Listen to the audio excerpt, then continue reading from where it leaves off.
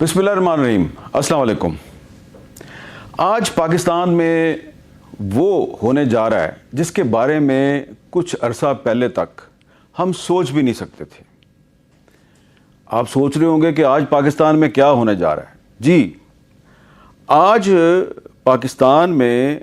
بحریہ ٹاؤن کی 6 جائیدادوں کی نیلامی کا پروسیس شروع ہوا ہے۔ بحریہ ٹاؤن آپ جانتے ہیں کہ اس سے ملک ریاض حسین کا نام جڑا ہوا ہے، اور ملک ریاض حسین کو پاکستان کا ایک بہت ہی طاقتور آدمی سمجھا جاتا ہے، اور یہ تاثر تھا کہ جی ملک ریاض صاحب جو ہیں ان کے پاکستان کی تمام اہم سیاسی شخصیات کے ساتھ، اسٹیبلشمنٹ کے ساتھ، میڈیا کے لوگوں کے ساتھ، ججوں کے ساتھ ان کے بڑے قریبی مراسم ہیں، سب ان کی جیب میں ہے، ان کے خلاف کوئی کچھ نہیں کر سکتا۔ لیکن اب نیشنل اکاؤنٹیبلٹی بیورو نے ایک عدالتی حکم کے ذریعے ان کی جائیدادوں کی فروخت کا عمل شروع کیا ہے۔ معاملہ کیونکہ ابھی تک عدالتوں میں زیر سماعت ہے تو میں ذرا احتیاط سے گفتگو کروں گا اور کچھ ایسے معاملات کو ڈسکس کروں گا جو کہ عدالتوں میں نہیں ہیں، جیسے کہ القادری ٹرسٹ کیس ہے۔ اب اس پر عدالت جو ہے وہ ایک فیصلہ دے چکی ہے، اس پر اپیل بھی زیر سماعت ہے، لیکن ہم اس پر بات کر سکتے ہیں، اس کے میرٹ اور ڈی میرٹ میں ہم نہیں جائیں گے۔ تو جیسے ہی یہ بحریہ ٹاؤن کا معاملہ جو ہے یہ اس پر کوئی کارروائی آگے بڑھتی ہے تو آپ نے دیکھا ہوگا کہ پچھلے کچھ سالوں سے ایک ٹرینڈ ہے کہ جیسے ہی ملک ریاض صاحب پہ کوئی دباؤ آتا ہے اور ایسا لگتا ہے کہ اب ملک ریاض صاحب جو ہیں وہ کسی نہ کسی کا نام لیں گے، تو سوشل میڈیا پر ایک پروپیگنڈا شروع ہو جاتا ہے کہ جی فلاں نے بھی ملک ریاض سے پیسہ لیا ہوا ہے، فلاں نے بھی ملک ریاض سے پلاٹ لیا ہوا ہے، اور ثبوت کسی کے ساتھ نہیں ہوتا، جو بھی الزام آتا ہے اس کے ساتھ ثبوت نہیں ہوتا۔ تو ایسا ہی کام جو ہے وہ ملک ریاض صاحب نے خود بھی کیا تھا جب 2012 میں آپ کو یاد ہوگا کہ انہوں نے ایک پریس کانفرنس کی، اور اس وقت کے چیف جسٹس افتخار چودھری اور ان کے جو بیٹے تھے ارسلان افتخار، ان کے خلاف ایک انہوں نے پریس کانفرنس کی تھی، اور پھر اس پریس کانفرنس کے بعد جو چیف جسٹس صاحب تھے انہوں نے ایک عدالتی کارروائی شروع کی، اور اس عدالتی کارروائی میں مجھے بھی بلایا گیا اور بھی صحافیوں کو بلایا گیا۔ ہم نے وہاں پر ملک ریاض کے خلاف بیان دیا، اور کچھ صحافیوں نے ملک ریاض کے حق میں سٹیٹمنٹ دیا۔ تو اس کے بعد ایک الزامات کا سلسلہ شروع ہوا۔ تو آج میں تھوڑا سا اس معاملے کو اس لیے ڈسکس کرنا چاہتا ہوں کہ آج کل آپ دیکھ رہے ہیں کہ کچھ وفاقی وزراء بڑی پریس کانفرنسیں کر رہے ہیں اور ملک ریاض صاحب کے خلاف بڑی کھل کے بات کر رہے ہیں۔ ایک دو وفاقی وزراء نے پریس کانفرنس کی ہے، لیکن میں آپ کو یہ بتانا چاہتا ہوں کہ کچھ جو وفاقی وزراء ہیں، سٹنگ فیڈرل منسٹرز، انہوں نے ملک ریاض کے خلاف بولنے سے انکار کیا ہے۔ جی ہاں، اس حکومت میں ایسے بھی وزراء ہیں جنہوں نے ملک ریاض کے خلاف بولنے سے انکار کیا ہے۔ اس کی ریزن صحیح بھی ہو سکتی ہیں، غلط بھی ہو سکتی ہیں، لیکن میں آپ کو بتا رہا ہوں کہ ملک صاحب کی جو جڑیں ہیں، ان کے تعلقات ہیں، ان کی گہرائی کتنی زیادہ ہے۔ نہ صرف ان کے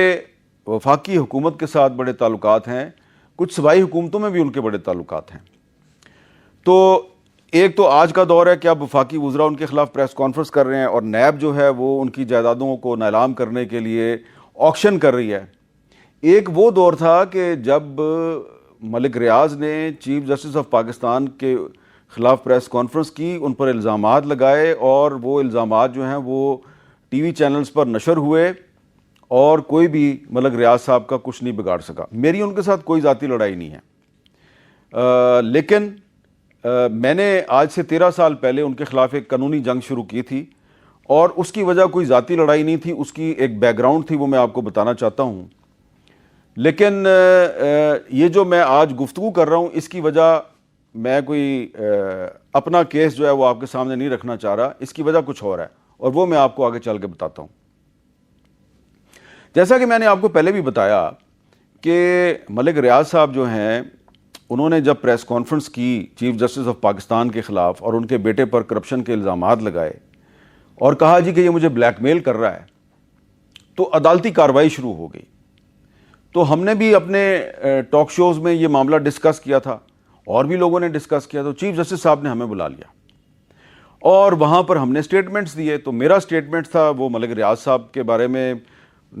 اچھا نہیں تھا, ان کو اچھا نہیں لگا, نیگیٹو تھا. میں نے کہا جی کہ بالکل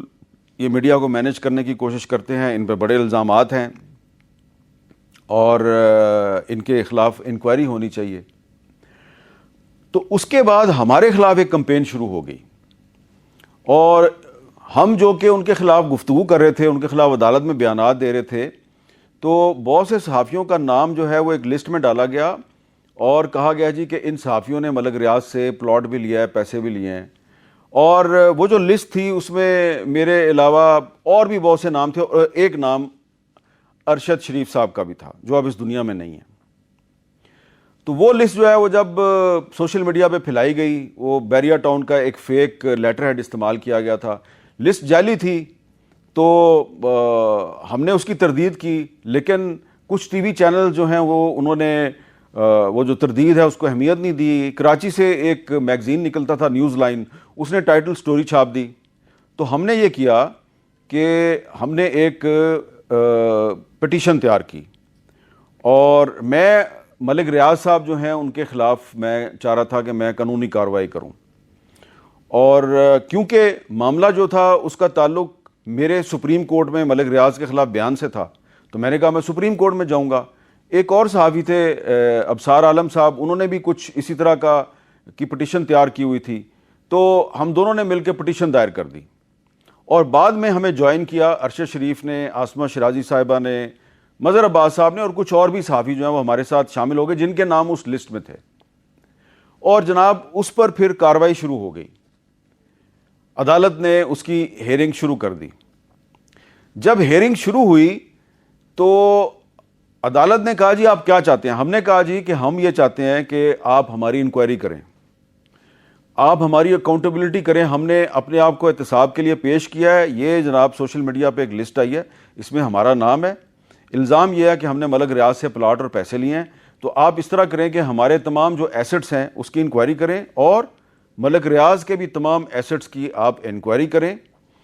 اور آپ یہ چیک کریں کہ ہمارے علاوہ تمام ٹی وی چینلز کے اینکرز, تمام ٹی وی چینلز کے مالکان, تمام اخبارات کے مالکان, تمام بڑے بڑے کالم نگار, ان کے کتنے ایسٹس ہیں, انہوں نے جو پلاٹ ہیں یا جو جن گھروں میں یہ رہتے ہیں وہ انہوں نے کیسے حاصل کیے ہیں, اور ملک ریاض کے جو ایسٹس ہیں اس کی بھی آپ انکوائری کریں, اور اس کے بینک اکاؤنٹس کا ریکارڈ چیک کر کے پتہ کریں کہ اس نے کس کس کو کب کب کتنے کتنے پیسے دیے ہیں. تو ملک ریاض صاحب کے وکیل تھے زاہد بخاری صاحب, پنجاب کی جو اس وقت انفارمیشن منسٹر ہیں عظمیٰ بخاری صاحبہ, ان کے والد صاحب تھے. تو انہوں نے کورٹ میں کہا جی یہ پٹیشن مینٹینیبل نہیں ہے. اب پٹیشن ہم نے فائل کی تھی 2012 میں, اس وقت پیپلز پارٹی کی حکومت تھی. پیپلز پارٹی کی حکومت میں ملک ریاض صاحب کے بہت تعلقات تھے, اور ہم نے اس میں یہ بھی مطالبہ کیا تھا پٹیشن میں کہ آپ انفارمیشن منسٹری کا جو سیکرٹ فنڈ ہے اس کی بھی انکوائری کریں, اور جو میڈیا کا ایک کوڈ آف ایتھکس کہیں پر نہیں ہے وہ کوڈ آف ایتھکس بھی بنائیں, اور ہماری بھی انکوائری کریں.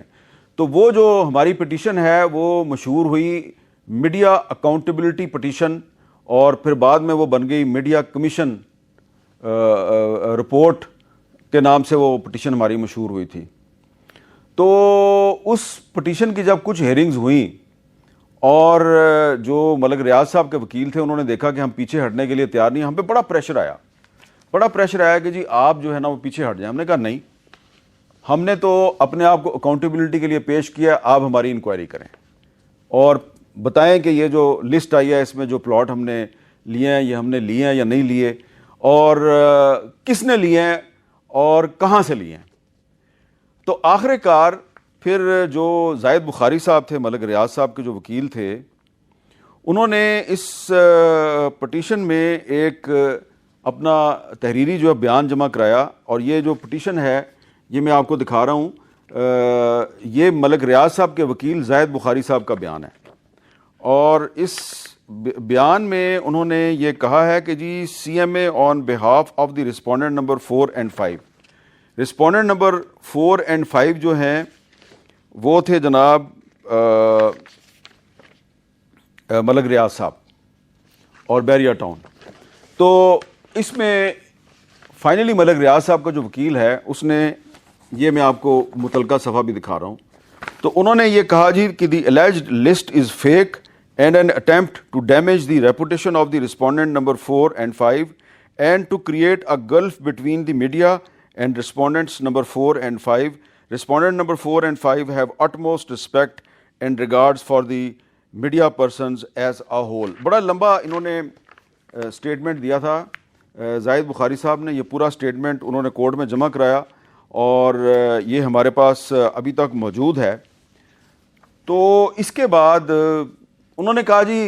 یہ پٹیشن مینٹینیبل نہیں ہے, اس کا سکوپ بہت وسیع ہے, اب آپ اس کو ڈسپوز آف کر دیں. ہم نے کہا نہیں, ہم نے کورٹ سے استدعا کی کہ آپ پٹیشن ڈسپوز آف نہ کریں بلکہ آپ میڈیا جو ہے اس کی اکاؤنٹیبلٹی کا ایک پروسیس شروع کریں. آپ ایک میڈیا کمیشن بنائیں اور وہ میڈیا کمیشن جو ہے وہ چیک کرے کہ اس وقت جو پاکستان کے تمام بڑے ٹی وی چینلز اور اخبارات ہیں اور اس میں جو کام کرنے والے جو بڑے بڑے لوگ ہیں جن کے بارے میں کہا جاتا ہے یہ بڑی بڑی تنخواہیں لیتے ہیں, ان سب کے ایسٹس جو ہیں وہ آپ چیک کریں اور قوم کو بتائیں کہ یہ پیسے کدھر سے آئے ہیں. اور ساتھ ہی ساتھ ہم نے یہ بھی کہا کہ جو بھی صحافی ملک ریاض سے یا حکومت کے سیکرٹ فنڈ سے رشوت لیتے ہیں ان کو بھی ایکسپوز کیا جائے, اور جو پیمرا ہے اس کا ایک کوڈ آف کنڈکٹ ہونا چاہیے. تو جناب وہ پٹیشن چلتی رہی 100 سے زیادہ اس کی سماعتیں ہوئیں, 2018 تک چلی. 2012 میں ہم نے وہ فائل کی تھی اور 2018 تک وہ چلی, اور آخر کار پھر اس میں بہت سے چیئرمین پیمرا جو ہیں وہ چینج ہوتے گئے. میرے ساتھ جو کو پٹیشنر تھے ابصار عالم صاحب وہ پھر خود چیئرمین پیمرا بن گئے, تو وہ تو پھر دوسری طرف چلے گئے کیونکہ ہم نے تو اپنی پٹیشن میں پیمرا کو بھی پارٹی بنایا ہوا تھا. لیکن ہوا یہ بعد میں کہ وہ جو لسٹ ہے جس کے بارے میں خود بیریا ٹاؤن نے کہہ دیا یہ فیک لسٹ ہے, وہ لسٹ ابھی تک بار بار جو ہے وہ منظر عام پر آتی ہے. اب پچھلے دنوں جب ملک ریاض کے خلاف دوبارہ ایک کارروائی شروع ہوئی ہے تو مسلم لیگ نون کے جو میڈیا ٹرولز ہیں انہوں نے دوبارہ اسی پرانی لسٹ کو سوشل میڈیا پر پھیلانا شروع کر دیا ہے. اور افسوسناک بات یہ ہے کہ اس لسٹ میں ملک ریاض صاحب کے جو بینیفیشریز ہیں اس میں ارشد شریف کا نام جو ہے وہ پھر انہوں نے شامل کر دیا. اب ارشد شریف تو اس دنیا میں موجود نہیں ہے, وہ اپنے آپ کو ڈیفینڈ نہیں کر سکتے, میں تو ڈیفینڈ کر سکتا ہوں. اور ہو سکتا ہے کہ کچھ جو لوگ ہیں جن کے بارے میں مجھے پتہ چل گیا کہ یہ کون لوگ ہیں اور ان کے ایڈریسز کیا ہیں, ہو سکتا ہے میں ان کے خلاف قانونی کارروائی بھی کروں. لیکن ملک ریاض صاحب جو ہیں وہ دبئی میں بیٹھے ہوئے ہیں, وہ اس کی تردید کر چکے ہیں. ارشد شریف اپنے آپ کو ڈیفینڈ کرنے کے لیے دنیا میں موجود نہیں ہے. اس لیے میں نے سوچا کہ یہ معاملہ بار بار جو ہے وہ آ جاتا ہے سامنے. اور 2020 میں بھی جو ملک ریاض صاحب ہیں انہوں نے ایک ٹویٹ کر کے, جب 2020 میں ان کے خلاف عمران خان کے دور میں انکوائری شروع ہوئی تھی, 2020 میں انہوں نے ٹویٹ کر کے انہوں نے میرے بارے میں کلیریفائی کر دیا تھا کہ جی حامد میر نے کبھی میرے سے کوئی پلاٹ یا کوئی فیور نہیں لی. لیکن آج میں نے سوچا کہ میں آپ کو پوری بیک گراؤنڈ بتاؤں کہ ان کے ساتھ ہمارا جو معاملہ ہے, پھڈا ہے, وہ شروع کیسے ہوا تھا اور اس میں عمران خان صاحب جو ہیں ان کا کیا کردار تھا. بنیادی طور پر میرا جو ملک ریاض صاحب کے ساتھ معاملہ ہے خراب ہوا تھا عمران خان صاحب کی وجہ سے ہوا تھا. جب ہم نے سپریم کورٹ میں ملک ریاض صاحب کے خلاف سٹیٹمنٹ دی تو عمران خان صاحب نے بھی ہمیں انڈورس کر دیا, اور پھر عمران خان صاحب جو ہیں وہ میرے ایک شو پہ آئے اور میرے شو پہ آ کے انہوں نے کہا جی کہ یہ ملک ریاض جو ہے نا ان کی انکوائری ہونی چاہیے, انہوں نے سب کو کانا کیا ہوا ہے اور انہوں نے جن لوگوں کو فیورز دیے ہیں ان سب کی لسٹ سامنے آنی چاہیے. وہ کلپ جو ہے وہ ابھی تک موجود ہے سوشل میڈیا پہ اور میں چاہوں گا کہ آپ بھی اس کو سن لیں.